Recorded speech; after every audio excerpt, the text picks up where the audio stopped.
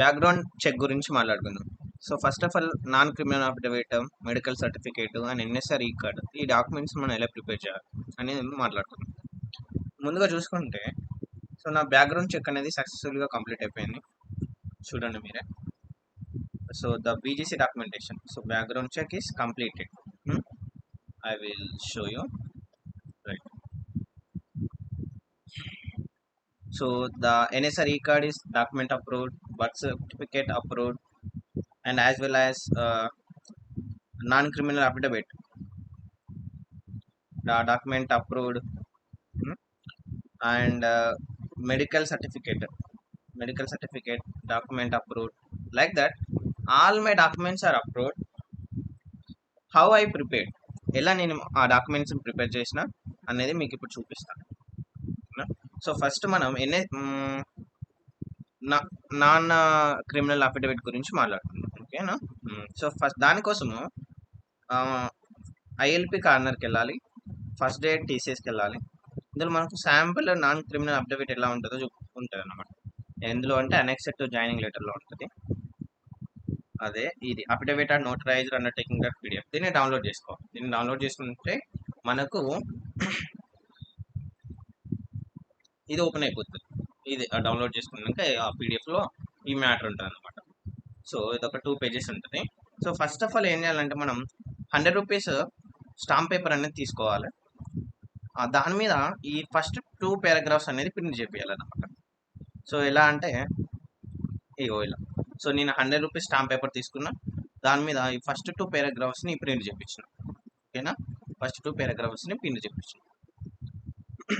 So ఎలా ఈ నోటరీని మనం ప్రిపేర్ చేయాలని ఇప్పుడు చూద్దాం. First of all 100 rupees stamp paper తీసుకున్నా, నాకు ఒక 130 rupees పడ్డది. నేను 19th Mayకి తీసుకున్నా. ఇక్కడ మనం చూసుకోవచ్చు డేట్ 19th May. ఓకేనా. సో ఇట్లా డీటెయిల్స్ ఉంటాయి. మన పర్చేస్డ్ బై అని మన డీటెయిల్స్ ఉంటాయి. ఇక్కడ మీరు మీ ఇనిషియల్ నేమ్ తోటి మీరు పేరు చెప్పండి, మొబైల్ నెంబర్ చెప్పండి, అక్కడ వీళ్ళు ఇక్కడ వస్తాయి అన్నమాట మనం చెప్పిన. ఇది ఒక అథారైజ్డ్ స్టాంప్ పేపర్ అన్నమాట. ఓకేనా. సో నేను హుజరాబాద్ నుంచి తీసుకున్నా. ఈ 2 paragraphsలో ఏం ఫిల్ చేయాలి. సో ఈ ఫస్ట్ లైన్లో మన పేరు, ఫుల్ నేమ్. ఇప్పుడు ఆఫర్ లెటర్లో ఏదైతే పేరు వచ్చిందో అది మెన్షన్ చేస్తే సరిపోతుంది. సెకండ్ లైన్లో మన అడ్రస్, ఫుల్ అడ్రస్ అనేది మెన్షన్ చేయాలి. థర్డ్ లైన్లో ఇక్కడ మన రోల్, మన ఆఫర్ లెటర్లో మనకి ఏదైతే రోల్ వచ్చిందో ఆ రోల్ ఇక్కడ మెన్షన్ చేయాలి. ఫర్ ఎగ్జాంపుల్ నాకు సిస్టమ్స్ ఇంజనీర్ వచ్చింది, బట్ నేను హైర్ చేసిన అది సిస్టమ్స్ ఇంజనీర్ అనమాట. అండ్ ఇక్కడ 4th one ఏం ఫిల్ చేయాలి, మనకు ఆఫర్ లెటర్లో డేట్ వస్తుంది కదా మీద, ఆ డేట్ని మనం ఇక్కడ ఫిల్ చేయాలన్నమాట. ఓకేనా. సో అంతే. ఈ ఫస్ట్ పేజ్ ఏదైతే ఉందో 100 rupees స్టాంప్ పేపర్లో ఓన్లీ 2 paragraphs ప్రింట్ చేయించి ఆ 4 details ఫిల్ చేసి, తర్వాత ఎవ్రీ పేజ్ మీద ఇప్పుడు మనకు అడ్వకేట్ ఉంటాడు కదా, ఆయన యొక్క ఇది స్టాంప్, ఫస్ట్ స్టాంప్, ఆ స్టాంప్ మీద సిగ్నేచర్, మళ్ళీ సీల్, ఆ సీల్ మీద సిగ్నేచర్, రెండు స్టాంపు సీలు రెండు ఇప్పించుకోవాలన్నమాట. అదే దాన్ని మనం ఇప్పుడు నోటరీ చేసుకున్నాడు. అండ్ సెకండ్ పేజ్ చూసుకుంటే దీన్ని A4 size పేపర్ మీద మనం ప్రింట్ చేయించాలి. ఏది ఇందులో ఉన్న మ్యాటర్. ఇప్పుడు ఇందులో ఫస్ట్ పేజ్లో ఓన్లీ 2 paragraphs మాత్రమే మనం 100 స్టాంప్ పేపర్ మీద ప్రింట్ చేయించినాం కదా. సో మిగతా ఇన్ఫర్మేషన్ ఇక్కడ నుంచి ఇక్కడ దాకా ఇది ఒక A4 size పేపర్ మీద ప్రింట్ చేయించాలి. ప్రింట్ చేయించి సో ఇందులో ఫ్రెషర్స్కి అయితే ఏం ఫిల్ చేయాల్సిన అవసరం లేదు. బట్ ఎక్స్పీరియన్స్ పర్సన్స్ అయితే ఈ థర్డ్ లైన్ని ఫిల్ చేయాల్సిన అవసరం ఉంటుంది. సో ఫ్రెషర్స్ దీన్ని యాజ్ ఇట్ ఈస్గా విడిచిపెట్టండి. అండ్ ఆ A4 size పేపర్ మీద కూడా సో అడ్వకేట్ యొక్క స్టాంపు, సీలు అండ్ సిగ్నేచర్ తీసుకోవాలన్నమాట. అండ్ థర్డ్ పేజ్ యాజ్ యూజువల్గా మనకు పీడిఎఫ్లో ఉండే ఈ సెకండ్ పేజ్ని మనం A4 size పేపర్ మీద ప్రింట్ చేయించి థర్డ్ పేజ్గా మనం ఇక్కడ కన్సిడర్ చేస్తాం అన్నమాట. So in witness of whereof I have put my signature on this undertaking on this. ఇప్పుడు ఏ రోజైతే మీరు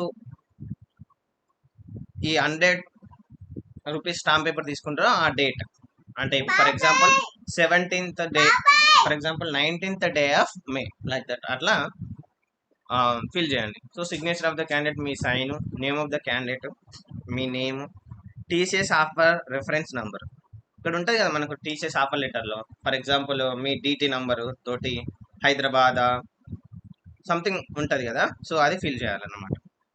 సో ప్లేస్ మీరు ఎక్కడి నుంచి అయితే ఫిల్ చేస్తారో అది డేట్.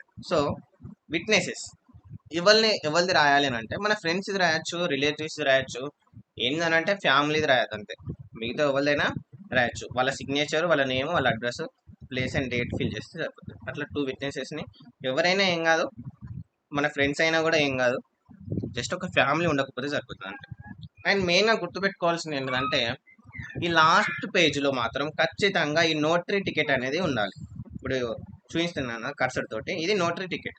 ఈ నోటరీ టికెట్ అనేది లాస్ట్ పేపర్లో పేస్ట్ చేసి ఉండాలి ఖచ్చితంగా. మళ్ళీ సీలు, సిగ్నేచరు అండ్ స్టాంప్ ఇవి 3 ఉండాలి. దాంతో పాటు ఖచ్చితంగా నోటరీ టికెట్ అనేది ఉండాలి. సో ఇది ఇప్పుడు మన కోర్టు ముందరికి వెళ్ళిపోతే మన నోటరీ చేసే వాళ్ళు ఉంటారు కదా అడ్వకేట్స్, వాళ్ళ దగ్గరికి వెళ్ళిపోతే వీళ్ళు చేస్తారు. నాకు దీనికి 200 రూపీస్ ఛార్జ్ చేసిళ్ళు, 200 రూపీస్ తీసుకున్నారనమాట. ఓన్లీ సీల్, సిగ్నేచర్, స్టాంప్ వేసినందుకే. అండ్ ఈ నోటరీ చేయడానికి 200 ప్లస్ ఈ 100 రూపీస్ స్టాంప్ పేపర్కి నాకు 130 రూపీస్ తీసుకున్నారు. అండ్ ప్రింట్ చేస్తే ఒక 20 రూపీస్. సో ఇట్లా ఒక నాకు 350 రూపీస్ మొత్తం ఛార్జ్ చేసిళ్ళు అనమాట. సో ఇప్పుడు మనం సెకండ్ చూసుకుంది ఏంటంటే మెడికల్ సర్టిఫికేట్ గురించి మాట్లాడుకుంటాం. ఇక్కడ మేము మెడికల్ సర్టిఫికేట్ని ఎట్లా డౌన్లోడ్ చేయాలంటే ఐఎల్పి కార్నర్లో ఫస్ట్ డే టీసీఎస్లో సేమ్ మనకు మెడికల్ సర్టిఫికేట్ అనేది అదర్ రిలవెంట్ డాక్యుమెంట్స్ క్లిక్ చేస్తే మనకి ఇక్కడ మెడికల్ సర్టిఫికేట్ అని దీన్ని డౌన్లోడ్ చేస్తే ఇక్కడ చూడొచ్చు డౌన్లోడ్స్. సో ఇది మెడికల్ సర్టిఫికేట్ డౌన్లోడ్ చేస్తే మనకి ఇట్లా 2 పేజెస్ తోటి ఒక పీడిఎఫ్ వస్తుంది. సో ఇలా 2 పేజెస్ వచ్చిన తర్వాత వెంటనే దీన్ని కలర్ ప్రింట్ 2 పేజెస్ తీసుకోవాలి. కలర్ ప్రింట్ తీసుకున్న తర్వాత ఎలా ఫిల్ చేయాలి, ఏ విధంగా ఉంటుంది అనేది ఇప్పుడు నేను చూపిస్తాను. Medical certificate line. సో ఇది నా మెడికల్ సర్టిఫికేట్, ఇది అప్రూవ్ అయింది.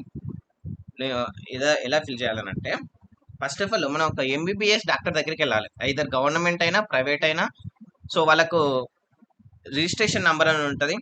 సో వాళ్ళ దగ్గరికి వెళ్ళిపోతే నాకు ఈ మెడికల్ సర్టిఫికేట్ వాళ్ళు ప్రిపేర్ చేయడానికి 300 రూపీస్ తీసుకున్నాడు ఆయన, just doctor information and seal signature వేసినానికి. ఓకేనా. ఫస్ట్ మనం ఫిల్ చేయాల్సింది ఏంటిది, మన నేమ్, ఫస్ట్ నేమ్ నాది ఇనిషియల్ ఇచ్చిన దొంతరవేణి అని, and the last name Rajan. So mail and contact number ఇవ్వాలి. ఇక్కడ మన డేట్ ఆఫ్ బర్త్ ఇవ్వాలి. ఇక్కడ నా బ్లడ్ గ్రూప్ ఇచ్చిన, అండ్ ఇక్కడ మన పాస్పోర్ట్ సైజ్ ఫోటో అనేది పేస్ట్ చేయాలి. పేస్ట్ చేసిన తర్వాత ఆ డాక్టర్ యొక్క stamp, in case government doctor అయింది అనుకో సీల్ కూడా ఉంటుంది, సీల్ వేయాలి. స్టాంపు, సీలు అండ్ సిగ్నేచర్ 3 పెట్టేయాలి ఏంటిది మన ఫోటో మీద. నెక్స్ట్ ఇక్కడ క్యాండిడేట్స్ మెడికల్ హిస్టరీ అనేది, సో మీరు దీన్ని చదువుకొని అన్ని టిక్ పెట్టుకోండి. సో నార్మల్ క్యాండిడేట్కి అయితే, ఎటువంటి మెడికల్ హిస్టరీ లేని వాళ్ళకైతే సో నేను టిక్ పెట్టినట్టు పెట్టేసేయండి. అండ్ క్యాండిడేట్ సిగ్నేచర్ ఇక్కడ. దాని తర్వాత ఇక్కడ మన క్యాండిడేట్స్ డిక్లరేషన్ కాడ మన సిగ్నేచర్, ఇక్కడ డేట్, ఏ రోజు అయితే మనం మెడికల్ సర్టిఫికేట్ ఫిల్ చేస్తున్నాం ఆ రోజు డేట్.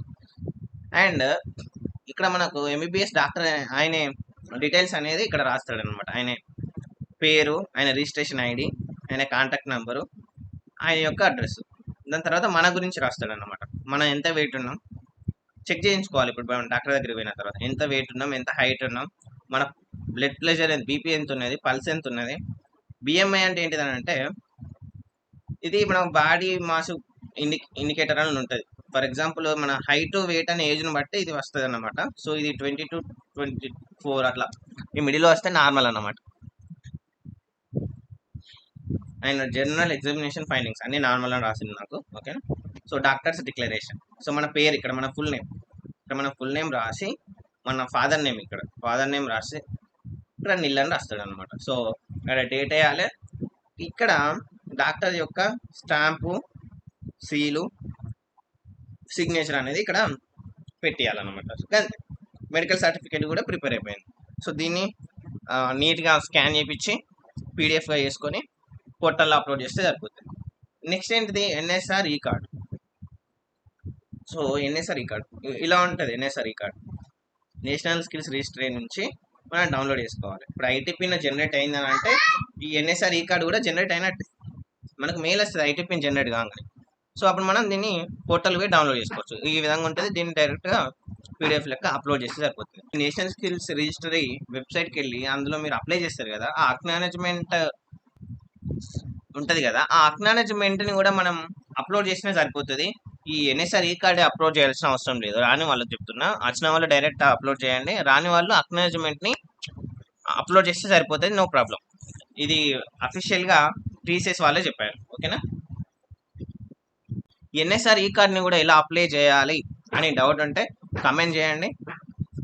వీడియో దాని మీద కూడా ఎన్ఎస్ఆర్ ఈ కార్డ్ అంటే ఐటీపీని ఎట్లా జనరేట్ చేయాలనే దాని మీద కూడా మనం వీడియో చేద్దాం. సో ఇవి డౌట్. ఓకేనా.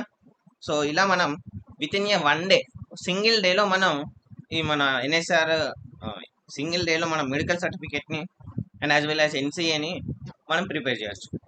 అండ్